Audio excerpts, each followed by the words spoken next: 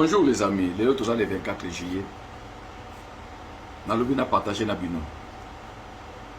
Dès naloba que non, il faut occuper espace payanini ya réseaux sociaux. Parce qu'à force ya kotika, kokadisa que nos réseaux sociaux, beaucoup tikele on la catégorie à batutel, batuana ba ko influencer cerveau na biso.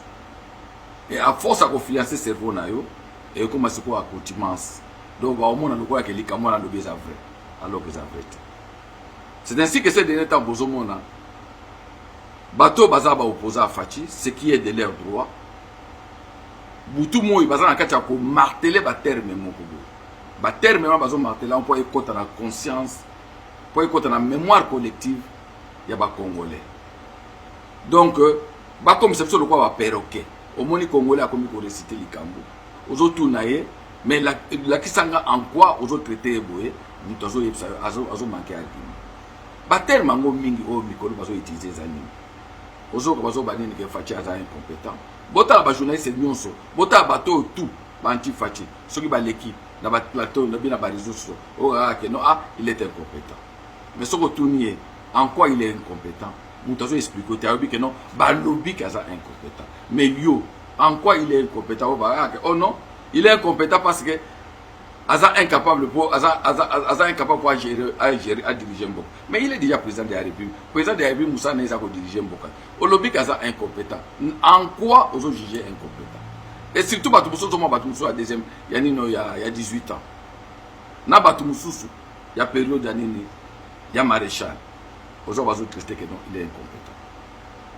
Mais Babiloko Fatia Sali et ça Babiloko Mususu que non je peux me poser la question. Mouto Bino Bozo traité incompétent, est-ce qu'il peut faire ça? Donc, d'abord, le premier point. Bato à 18 ans, Bozo n'a qu'à traiter Fachi incompétent. Mais est-ce que Bino et l'autre Fachi a sali à cause du pouvoir dans ma boko na Bino? Il y a qu'à déboulonner Bino. Il y a qu'à commissaire Bino ba chômeur. Il y a qu'à pousser Bino que vous qualifiez comme dictateur.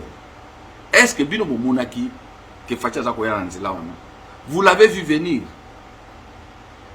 Est-ce que ba stratégie na Bino? Ba Monaki est venir. So ba Monaki était. Na point wana Bino na ye na naza compétent. Au point de vue stratégie. Au point de vue ndenga requalifier majorité. C'est quoi en quoi beaucoup traité incompétent? Parce que Mouto aza incompétent pour tika la osala li kambo Fachi Azakoya. Parce que ça demandait beaucoup de l'intelligence. Il y a que ça là, ce qui est en train de non, on ne peut pas dire autre chose. On a pris mon expliqué. Incompétent. Vous avez dirigé le pays. Nazwabino, na bateau il y a 35 ans. Nabino bateau 18 ans. Botika la oko bateau na budget moko par exemple, il y a 5 milliards. Botika oko manamote. Par quelle magie un incompétent a commis sa budget dans 11 milliards? Si ko bino na ye, banani bazalaki incompétent, ya ko commis ça, ya dino ya ko arriver comme ma budget ba congolais tina niveau 1. Parce que vous avez géré le pays pendant 18 ans. Incapable encore même dans 5 milliards. Mais si vous avez qualifié Moutou ou a commis si ba budget na niveau 1 qu'il est incompétent. Bolobi gaza incompétent. Tokendi. Ba territoire mingi kota Ituri kuna. Na maboko pendant plus de 20 ans. Na maboko ya ba rebelle. Ba territoire ona ezaki na contrôle ya armée gouvernementale, ya gouvernement central. Pendant plus de 20 ans. Fachi Aye a récupéré. Ogobenga est vraiment incompétent par rapport à Biloko wana. Tokei, gratuité enseignement. Ozobenga Fachi Kaza incompétent. Yo depuis au Vandaki,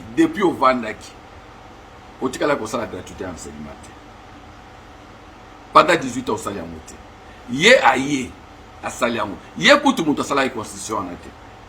Mais Aye à mettre en place gratuité enseignement. Mais yo bengi que non asa incompétent. Gratuité enseignement on a ozo mesurer yango. Na gratuité nini. Ozo mesurer yango na nini. Okoloba ke niveau enseignement eza bien té. est-ce que niveau d'enseignement il y a Congo et quitta depuis gratuité bano lelo baza na 6e bo ba uti ko sala examen d'état tina nde ba komaki na 2e CO tina nde ba komaki na 3e ezaki sous régime afachi niveau na bango ezaki ndeni attaque gratuité yango selon échelle au qualifié yango siko na degré ni au pesa yango combien soko pesa yango ata 20% po ezalaki te au pesa yango 20% yo salaki yango te na muto bo sala concours bino de yo zana osala na 0 muto wana za na 20 nani obakozo muto za na 20 donc tu compares quoi ozo benga fachi que no fachi za incompétent ovandi depuis to bandi ba M23 na biso jour nini oyo mona ba américain ba indexé ba rwandais comme ba agresseur plutôt même à ta Sénat américain commission na bango ya affaires étrangères et indexé que non Rwanda boenabo parce que c'est déjà un pas aussi bo mona ngo bosi bo mona sikoyo ba britannique ba banda pe ko loba nini que non campagne oyo anti rwandais to bandi o mona ke comme aux ampleur mingi que non nous sommes plus d'accord na politique ya o ya wuti ko démissionner wana que Rwanda il faut total siko makambo ezoleka na Rwanda na Congo bosi bo mona yango bosi bo mona na Kagame akei et que l'Union africaine est indi médiateur pour un conflit entre bozo banini que non M23 na Congo mais fachi a commission osikoyo entre Rwanda na Congo et loko to lobaka butu moy mutako osala ngo c'était un incompétent pour na ocommander ngwana pour na kondimisa sikoyo Kagame que non Kagame ozana kati ya libulu wana c'était un incompétent ou bien moi incompétent sango bozo yebango bente soki to kei ba chantier nombre ba chantier oyo sama na Congo. Je dis bien nombre ba chantier à travail. Je vous comprends, beaucoup benga fachi incompétent parce que niveau de destruction à Congo, niveau de destruction à Congo et à lokola mutu ba yesi bino que non azana taux anémique moko donc oyo que non au niveau de pourcentage azana 20% ou bien azana 10%. Oyebi ki ata boche makila tina 40%. Oyebi ke mutu na ko kufa. Il faut bosser l'effort, pour remplir. C'est ce que mais bon, que tu as sachet ming. Tu as des sachets de boloba, que tu as des sachets makila, tu as 3 sachets makila, mais hémorragie se continue. Parce que niveau où akomaki est un niveau que non, ça demande beaucoup. Ba nombre ba chantier où est en Congo. Ba nombre ba chantier, natanga kaka oyo ngana moni ona kena ko visiter. Mama yemo. Pendant autant des années. Pendant autant des années. Ce qui est le bokeh botali sita mama yebo di matin. Bato bazala ki en 18 ans. Basali babilo na bango privé. Basali babilo na bango privé ya bango moko. Ata bazo futsa bato mbongo ndam. Mais azwa ki yango d'abord ya ofele, azwa ba matériel ofele, a futi douane te tout. Donc ako futsa même mutu même ata consultation $10. Problème ezate. Pas somba ki yango te. Mais oya biso abomaki. Mutu aza incompétent. Nzela na ngai nga mona ngiringiri nzela na ngai elengesa. Depuis na vanda na kiti na nga na lungwa kini. Natikala komona nzela wana te. Nakolo bango te, bravo. Nzela ya kana nga mbujimai. Depuis kana nga na mbujimai ezala. Bakolo bango zéro. Bakolo bakaza incompétent. Donc, on peut beau dire, na kende, na poro bazolo bela, poro ya eau profonde, o nani, o na muna ki mutu, o nani, le policier Sikisa, Franck Diongo, o azolo bela. Est-ce que botanga contrat o signé en 2018? Na kata contrat makamwe komaki ndeni? Quand Fati négocie les contrats, oyo Topesa Kango pour 50 ans, Facha Kitia on a 30 ans. Il est incompétent. Tant qu'au côté part, il y a l'État. Et c'est là qu'il y a 10%. Facha commissaire on a 30%. Il est incompétent. IGF. Bateau tout. Au babo tama période à Kabila. Batikala koye ba IGF. IGF a outi kozongisa na caisse à l'État. 250 000. Oyo bazwa ki pona nini? Pona ba IG scolaire au soki sa maki soki africaine. Biloko marko nzaya kozonga na ntango akala. Là beaucoup on dit bango pété. De voir d'abord que non, biso moko d'abord to zaba incompétent parce que ozoyo ka ba bazolo banini que non, mais IGF fango ekangi nani. Tant ozoka muto zo ba ke IGF ekangi nani. D'abord muto en kaza incompétent parce que ayebite que IGF aza na kwa kangate.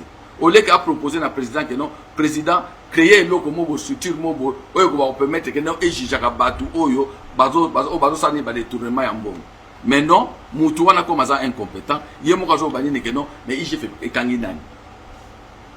Voilà. Si yo na fachi qui est incompétent. Yo zo benga fachi incompétent. Yo za na compétence. Parce que la constitution a pamba oyo tikala otangati. Quand tu vois les gens dire par exemple que non, mais fachi ndenge nini ministre était là zo respecter te ba ordre na ye. Siko na yo na fachi qui est incompétent.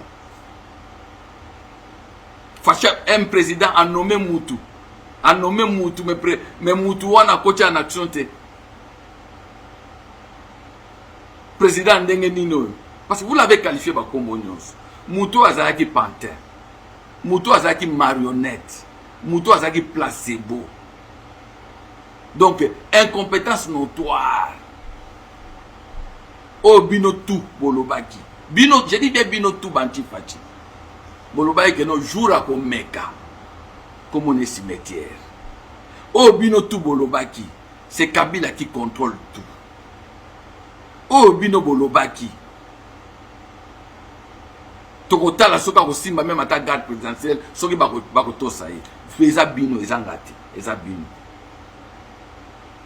Muto aza incompétent. Akoki que no bino moko na langage na bino ba la que no muto to monika comme ko sa dictature na mboka.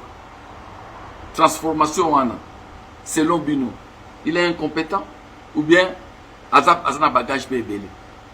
Donc au moins le problème qui est là, c'est que non, le exemple va blog mususo, batu musu ba boma bango, oye ba islamiste, ba passer en acte, ba éviter pourquoi passer en acte, ba retourner mais pourquoi boma ki mutuana, non ba yebisa nga ki afinga ki dani, afinga ki prophète nabiso, afinga ki prophète nabino nini, na yebite, mais ba yebisa kinga, c'est comme ça maintenant. Donc tu es en train de parler Fati Aza incompétent, mais quand on te pose la question, il est incompétent en quoi? Tu ne sais même pas. Ozobaka que non Aza incompétent, non. Il n'y a personne qui peut être compétent dans ma point de vue. Il y a des points où Fati faut améliorer. Ce qui est vrai, mais dire que non Aza incompétent, qu'il est incapable de gérer le pays, non. Et puis on compare la compétence de Fati par rapport à quel président? Par rapport à quel président vous comparez compétence à Fachi? Par rapport à Kabila. Ce que ça par rapport à Kabila, non? Par rapport à Kabila, Botiena mais ça. Kabila na domaine tel azakbo, na budget Kabila a commissaire du budget autant. Fachi a commissaire on a autant. Kabila a tongaki ba hôpitaux boye, Fachi a eko boma yango. Kabila a salaki banzela boye, Fachi a bomi yango. Kabila a tongaki université tel, Fachi a bomi yango, boye na botu ça. Non. Na kendaki université à Kinshasa. Tant on a des étudiants à Okota Zamba. Pour na kosa la toilette. Mais na moni. Il est incompétent. Na kotsenga muto to akota la vidéo. Soko za pour Fachi. Panza yango. Parce que nous devons maintenant pour prouver que non, il n'est pas incompétent ndenge bat bazolo. Et que batona bazolo bakaza incompétent. Ezali droit na bango, eza devoir na bango. Parce qu'il faut ba mité kama. Faut ba mité kama. Faut pas mité kama. Jamais au monde que muto akene na opposition. Na ken na opposition na lobani que non voilà que non kuna tozala ki bien té. Pour beaucoup na famille abatu. Pour que na famille abatu. Il faut kende okota na juste coutume na bango bakota ka ndenge nini. Donc jamais ko kende okota na famille abatu sans pour autant olata poso na bango. Donc les gens qui défendent Fachi vidéo yo bo panzango pe. Il faut to la savoir que non, il est compétent. Et ça n'a plus l'eau mususu oyo pe azana ba difficulté. Mais il n'est pas incompétent de ba kota na kata cerveau bato. Parce que tiki e kota kana cerveau bato e ko za lokola ndenge chaku ndenge ba perroquet ba kota makambo na mutu. D'où ba yebse ka lo ba bonjour, munyo sazo ya bonjour, bonjour. Même à moni mutu te alobi ka bonjour. Voilà ce que je voulais dire aujourd'hui à moi. Ciao les 30 mars quoi. Il faut te soutenir Fachi pour la deuxième mandat. De façon que non lito contre Batouana, contre le réseau mafia. Il n'y a jamais eu un changement sans résistance. Jamais, jamais, jamais dans le monde, changement moko salama sans résistance. So bon moni changement sans résistance et j'ai changement. D'où pour ça qu'il faut ça. Merci na Binoban Sobozolanda. Là, je vous fais un peu vivre la route Bongolo. La route Bongolo est Lungwe côté à université. Là, je suis en train d'aller vers côté il y a Victoire. Alors, chers compatriotes, cette route était impraticable pendant beaucoup d'années. Vous avez vu récemment le président Tshisekedi Koluka Koyako, ça la inauguration. Aujourd'hui, regardez que cette route est Zanakatia Kosala Moussala sans problème. Cette route aujourd'hui est ici activité Nayango et Mituka Ekono Tambola. Et on nous dit que le président Tshisekedi est incompétent. Un incompétent peut-il trouver Nzela Yakobeba basala kasusu misala te asali misala ya nzela wana nzela azongisi nzela na bomoy. Un incompétent peut-il faire ça?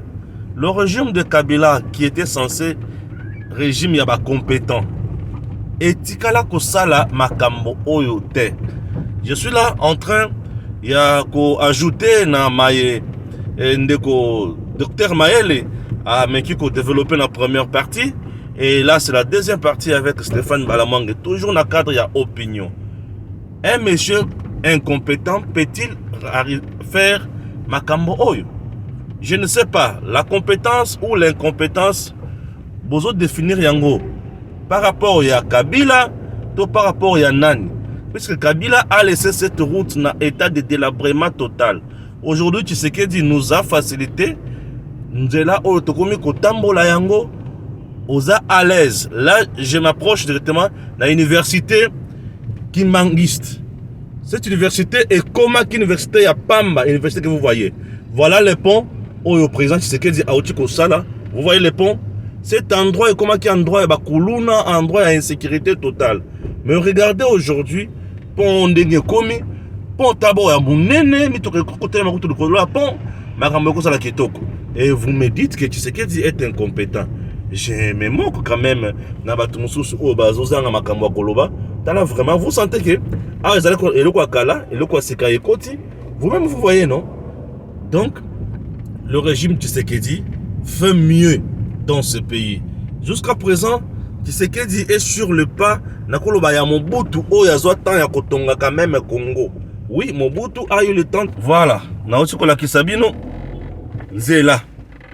Est-ce que Tshisekedi oh, il y a aussi ça makambo. Beaucoup bien incompétent. Puisque Mobutu a eu à construire le Congo. Vous allez m'excuser, hein, puisque je l'ai fait dans mon trépied dans le Boko. Nous allons faire un côté et Zandela Yakati. Mobutu a eu le temps de reconstruire le Congo. Mobutu a tourné la biso stade de martyr. Mobutu a tourné la biso bâtiment ya minene. Mobutu a fait la biso pont maréchal. Mobutu asala oyo quand même ezalaki ya mutuya boye bisangai université o Joseph Kabila atongi ye mutu azalaki compétent université ya Congo université officielle akenda atikana inikino oyo na état de délabrement total akipara yango te bola kisangai bekole officielle oyo régime ya Kabila etongi pona kolobaki gratuité enseignement et simbité. Quelqu'un qui arrive au pouvoir, il commence d'abord par construire et en même temps, il cherche Yakufuta, enseignant et en dehors de tout, enseignant Bazofuta et ça va oh basalaka déjà mais Bazokalifuti ya Zala. Mais le lot, un enseignant quitte de 168 000 francs à 411 000 francs congolais. Mais disons quand même merci. Donc un enseignant quitte moins de 100 dollars à 200 dollars. C'est-à-dire il y a eu un effort considérable.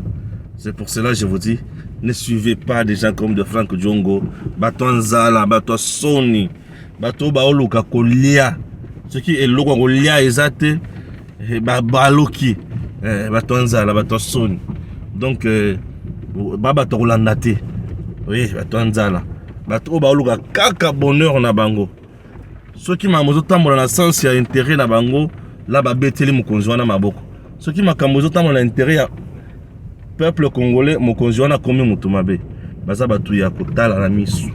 Baza batu ya ce qui bomoni boy azo ganga azo loba. Bolobi te papa yo za moto soni. Bango baba ta soni. Donc nous soutenons toujours le président Tshisekedi puisqu'il est dans le bon, puisque c'est un président qui fait mieux pour le peuple congolais. C'est un président qui se bat chaque jour pour ce grand peuple. C'est un chef de l'État. Oyo Aola Late. Tu me parles d'un régime d'incompétents capable de mobiliser la recette Oyo Tikala Kosa le matin na Congo. Ah, la rebate. Batumso sur lelo. Bakomi na niveau ya mutema mabe soki otali yango mituni. O mutema mabe bato bana ngo oyo. Eza ya ndoki. To eza mutema mabe ya nani. Donc, que Dieu nous bénisse, qu'il continue toujours à donner intelligence et pas à Fachi, parce que c'est bien lui notre chef. Oyo, Tolinga, Azala Obe Kaka na Bokonzi, pour le peuple congolais. Pour ceux qui sont na Bokonzi, le peuple congolais à cause à l'aise. Mais Yibi Ebele, Bapé Sabiso Maël. Tokotikala jamais qu'on peut bango kimia. Biso to continuer kaka na ko dénoncer bango. Allez, bisika miyibi ezali libanda, biso bana na Nzambe, bisika na biso ezali awa na bokonzi. Le pouvoir du président Tshisekedi est un pouvoir oyo ceux qui ont moni moto azozala mal à l'aise. Rassure-toi que azali moto oyo amesala na koyiba. Na pouvoir Tshisekedi ceux qui ont moni moto azala mal à l'aise. Rassure-toi que Zamuto a message na koyiba. Po batu tout oyo ba message na ko tonga pe ko tombola ekolo ba ko tikala jamais ko zala mal à l'aise na pouvoir et à président Tshisekedi. C'est un pouvoir qui est venu résoudre un grand nombre de problèmes des Congolais et sur ce qui moni mutu a komi kaka kolela lela aluki moyen ya koyiba ti azangi tina wapi akomi mutu ya biloba loba akomi mutu ya bilela kolela lela. Et biso tokozala toujours wana pour na kotelemela bango parce que la RDC a besoin de nous. Merci. Bon continuer toujours na kolanda na ba extrait na le mosuto sala qualifié Tshisekedi aujourd'hui d'incompétent. Fadi ko yebisa biso yango. Ba fonctionnement ya ba institution nyonso normal. Moto na zo incompétent na point nini. Voilà. Muyibi audikala muyibi. Mutu ya malama ozalaka mutu ya malama kolanda bato oyo baboma bato bayiba bato bazana bizali toujours osala mabe ezali pasi biso toko ba toujours na kozala sima ya mokonzi pona kosala makambo oyo mboka ezali na bosenga na biso. Nzambe apambola Congo.